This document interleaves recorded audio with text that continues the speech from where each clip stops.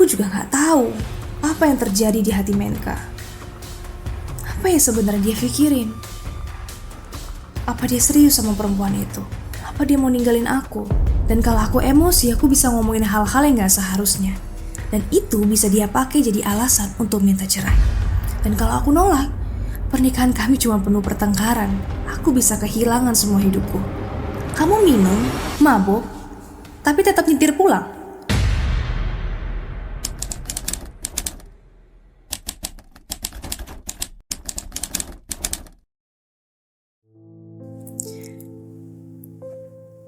Halaman selanjutnya tertulis tanggal 4 Agustus 2023. Pagi itu, setelah sarapan, dia pergi dengan ekspresi yang puas.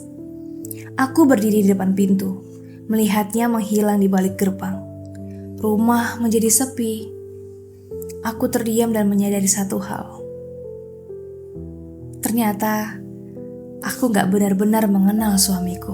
Di luar dia bisa berselingkuh. Di rumah, dia bersikap biasa aja. Rutinitasnya gak berubah. Bekerja, pulang, makan, dan tidur. Dirinya kerasa seperti tetap tenang. Seakan gak ada yang perlu disembunyikan. Kok bisa aku dari awal gak sadar ya? Aku mencoba mengingat alasan aku milih dia dulu.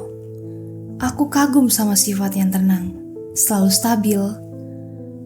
Aku pikir dia cowok yang bisa diandalkan.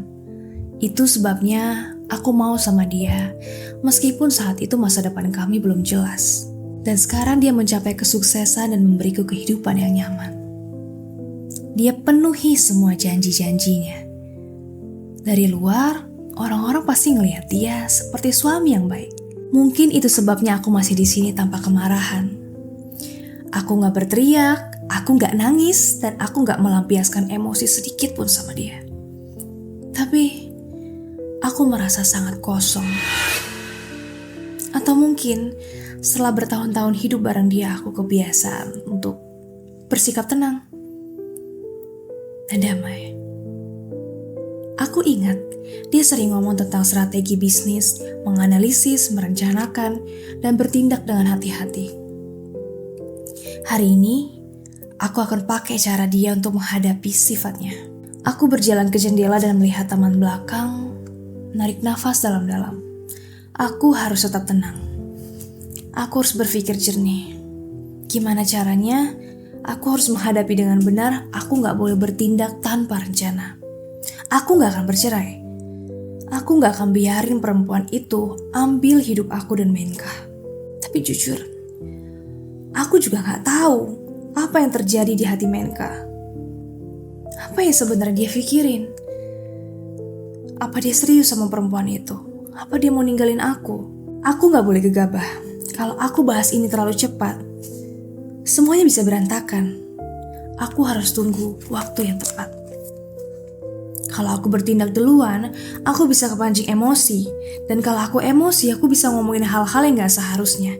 Dan itu bisa dia pakai jadi alasan untuk minta cerai. Dan kalau aku nolak, pernikahan kami cuma penuh pertengkaran. Aku bisa kehilangan semua hidupku. Dalam masalah ini, aku nggak boleh kalah. Mungkin dia emang gak berniat ceraikan aku. Mungkin bagi dia, perselingkuhan ini hanya permainan. Tapi kalau aku mengungkapkannya lebih dulu, situasinya bisa berubah. Bahkan kalau dia pilih bertahan pun, hubungan kami gak akan sama lagi. Aku menarik nafas panjang. Diam bukan berarti menyerah. Aku cuma nunggu waktu yang tepat. Aku gak akan biarin mereka mempermainkan aku. Aku butuh strategi dan aku butuh rencana yang jelas. Aku ke kamar dan menatap diriku di cermin. Aku melihat mataku. Aku gak lagi ragu. Aku mengambil lipstik warna merah tua dan mengoleskannya di bibirku. Ini adalah warna yang melambangkan keberanian. Aku pilih pakaian terbaik, merapikan rambutku, dan percaya diri. Kalau aku ingin menghadapi mereka, aku harus kelihatan kuat. Saat aku melangkah keluar, aku bukan lagi perempuan yang cuma menunggu dan terluka dalam diam. Lalu aku pergi ke tempat perusahaan yang namanya Marina Decoration Center. Mobilku berhenti di depan gedung pencakar langit yang mewah di Jakarta. Aku turun dan melangkah masuk ke dalam lobi yang luas dan elegan. Di depan dinding besar yang penuh papan nama perusahaan, aku tahu ini adalah tempat yang tepat. Aku berjalan menuju meja resepsionis dan ada yang bertanya kepadaku, "Maaf, ada yang bisa saya bantu?" Seorang pria berseragam dengan senyum ramah menyapaku. Aku jawab, "Saya sedang mencari sebuah perusahaan, Marina Decoration Center." Dia jawab, "Oh, ada di lantai 18, ruang A22. Aku mengangguk dan mengucapkan terima kasih, melangkah menuju lift dengan langkah yang pasti. Lobi ini memang megah, memberi kesan yang kuat pada siapa saja yang melangkah masuk.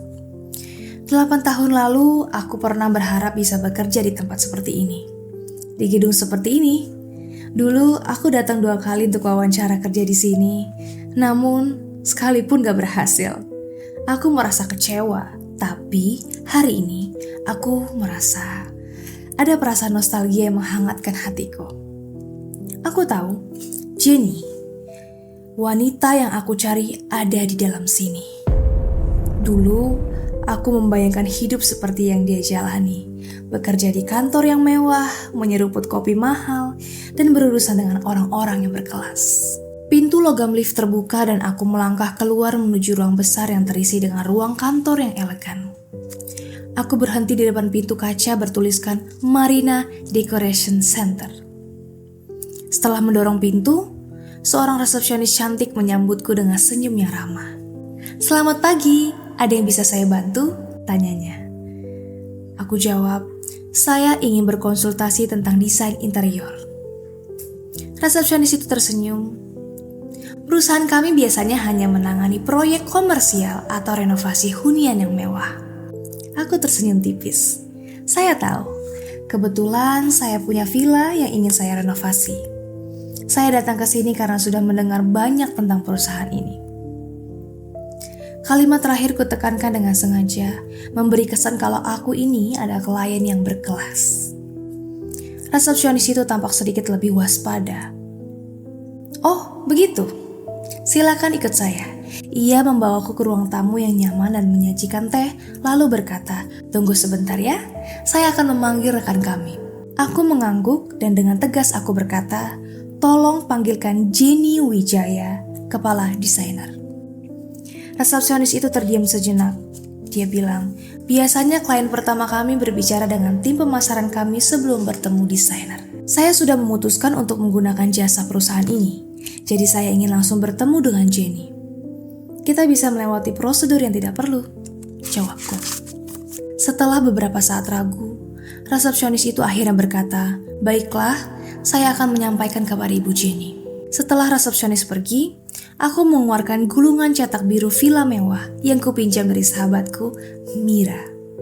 Minggu lalu, aku memintanya dengan alasan ingin menunjukkannya kepada Menka, suamiku. Tapi sebenarnya aku mempersiapkan diri untuk hari ini. Tak lama kemudian, resepsionis kembali dan bertanya dengan hati-hati, "Maaf, kalau boleh tahu villa yang ingin Anda renovasi di mana ya?" Aku menatapnya tanpa ekspresi. "Di Pondok Indah." "Baik, mohon tunggu sebentar," katanya lalu pergi. Aku mengerti kenapa dia bertanya. Jenny pasti ingin memastikan apakah proyek ini cukup penting untuknya. Aku merasa yakin kalau wanita ini cerdas dan berhati-hati. Aku menunggu terasa lama daripada biasanya.